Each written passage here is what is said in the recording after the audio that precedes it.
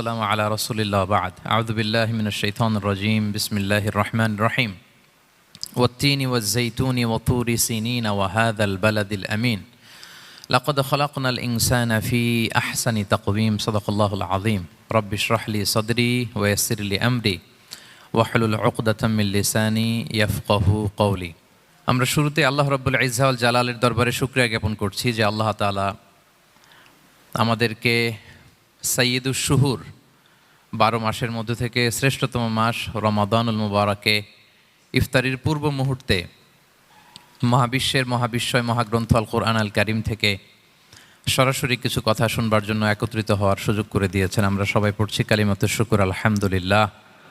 শুরুতেই সূরাতুত তিনের কয়েকটা আয়াত তেলাওয়াত করেছি। এটা কালামুল্লাহ মাজিদের 95 নম্বর সূরা। এই সূরাটা মক্কাতুল মুকাররমাতে নাজিল হয়েছে।